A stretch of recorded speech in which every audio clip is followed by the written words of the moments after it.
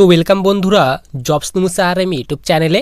তো তোমরা যারা এসএসসি জিডি কনস্টেবলের প্রার্থী রয়েছো, তো তোমাদের এক্সাম কিন্তু 4ই ফেব্রুয়ারি থেকে স্টার্ট হচ্ছে।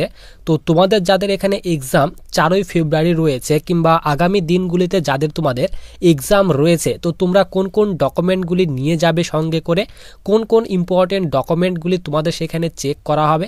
তো যতগুলি তোমাদের আমি ডকুমেন্ট বলবো, তো মেন কিন্তু তোমাদের আমি 4টি ডকুমেন্ট বলবো।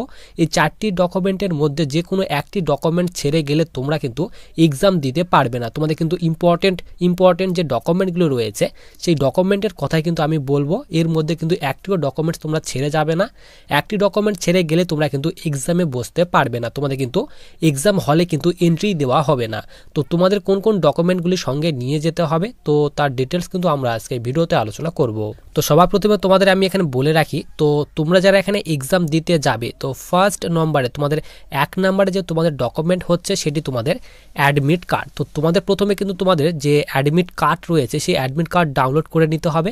সেটি কিন্তু তোমাদের অবশ্যই কালার কিন্তু তোমাদের প্রিন্ট আউট করতে হবে, সাদা কালো তোমরা কিন্তু একেবারেই কিন্তু তোমরা কিন্তু কেউ সাদা কালো বের করে নিয়ে যাবে না, একদম কিন্তু কালার প্রিন্ট আউট কিন্তু তোমরা অ্যাডমিট কার্ড নিয়ে যাবে।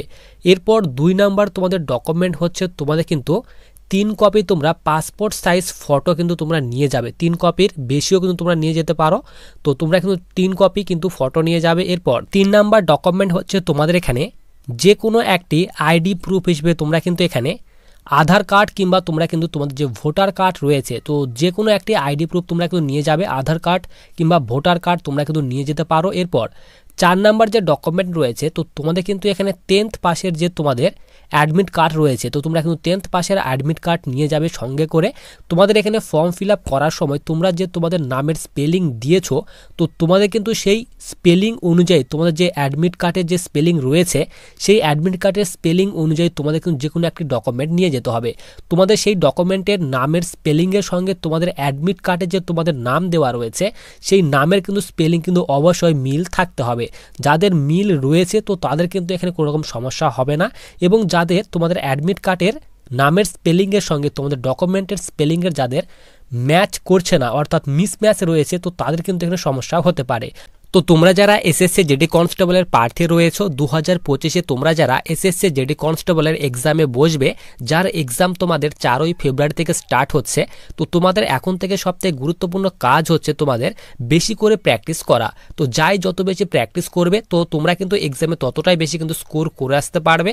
তো তার জন্যই এডুকাজুন দ্বারা প্রকাশিত এই এসএসসি জিডি কনস্টেবলের বইটিতে কিন্তু তোমাদের 25টি প্র্যাকটিস সেট দেওয়া হয়েছে। এছাড়াও তোমাদের কিন্তু এখানে প্রিভিয়াস ইয়ারের তোমাদের কিন্তু এখানে কোশ্চেন পেপার দেওয়া হয়েছে উইথ সলিউশনের সঙ্গে, এবং তোমাদের কিন্তু লেটেস্ট এক্সাম প্যাটার্ন অনুযায়ী তোমাদের কিন্তু এই বইটি প্রকাশ করা হয়েছে। তোমরা কিন্তু এই বইটি পারচেস করে তোমরা কিন্তু এই প্র্যাকটিস সেটগুলি অ্যাটেম্প্ট করতে পারবে।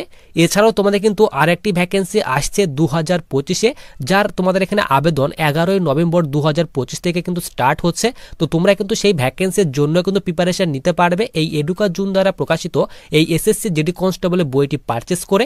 তো বইটি পারচেস করার লিঙ্ক কিন্তু আমি এই ভিডিও ডিসক্রিপশন বক্সে দিয়ে রাখবো। তোমরা কিন্তু সেখান থেকে এডুকাজুন দ্বারা প্রকাশিত এই এসএসসি জিডি কনস্টেবল বইটি পারচেস করতে পারবে, অথবা তোমরা কিন্তু এখানে ফ্লিপকার্ট কিংবা অ্যামাজনের মাধ্যমে কিন্তু তোমরা এই এডুকাজুন দ্বারা প্রকাশিত এই এসএসসি জিডি কনস্টেবলের বইটি পারচেস করতে পারবে। তো তোমরা কিন্তু অবশ্যই চেষ্টা করবে যে তোমাদের অ্যাডমিট কার্ডে যে তোমাদের নামের স্পেলিং রয়েছে এবং তোমাদের যে ডকুমেন্টে তোমাদের নামের স্পেলিং ম্যাচ রয়েছে, তো তোমরা কিন্তু অবশ্যই সেই ডকুমেন্ট নিয়ে যাবে, এবং অবশ্যই 3 কপি ছবি তোমরা নিয়ে যাবে। তো তোমাদের কিন্তু বেশি রকমের যে ডকুমেন্ট, সেই বেশি ডকুমেন্ট কিন্তু নিয়ে যেতে হবে না, যেহেতু তোমাদের এখানে এক্সাম চলছে। এখানে কিন্তু তোমাদের কোনো রকম ডকুমেন্ট ভেরিফিকেশন করা হচ্ছে না। এবং তোমাদের বলে রাখি, তোমরা কিন্তু এখানে এক্সাম দিতে যাচ্ছ, তো তোমরা কিন্তু পেন এবং কোনো রকমের সাদা কাগজও তোমরা কিন্তু নিয়ে যাবে না, কারণ তোমাদের কিন্তু এক্সাম হলেই তোমাদের কিন্তু সব রকমের কাগজ কিন্তু তোমাদের রাফ করার জন্য কাগজ দেওয়া হবে, কলমও তোমাদের কিন্তু সেখান থেকে দিয়ে দেওয়া হবে। তো তোমরা কিন্তু কোনো রকম পেন কিংবা কাগজ তোমরা কিন্তু নিয়ে যেতে পারবে না। এবং যারা তোমরা হাতে ঘড়ি, তারপর এখানে বালা কিংবা চেন যারা পরে যাবে, তো তোমরা কিন্তু এরকম কোনো কিছু জিনিসই পরে যাবে না। তো এক্সাম হলে প্রবেশ করার আগে তোমরা কিন্তু সমস্ত রকমের এই জিনিসগুলি যারা তোমরা পরে রয়েছো, তাবিজ কিংবা হাতের বালা, মেয়েরা যারা তোমরা পায়ে তোরা কিংবা ঘড়ি কিংবা ব্যাসলাইট কিংবা আংটি, তো কোনো রকম জিনিস নিয়ে তোমরা কিন্তু এক্সাম হলে প্রবেশ করতে পারবে না। তো তোমাদের যাদের 4 তারিখে এক্সাম রয়েছে বা আগামী দিনগুলিতে যাদের এক্সাম রয়েছে। তো তোমাদের ইম্পর্টেন্ট যে 4টি ডকুমেন্ট তোমাদের বললাম, সেই 4টি ডকুমেন্ট নিয়ে তোমাদের কিন্তু এক্সাম হলে কিন্তু উপস্থিত হতে হবে, সেখানে কিন্তু তোমাদের সেই ডকুমেন্টগুলি চেক করা হবে।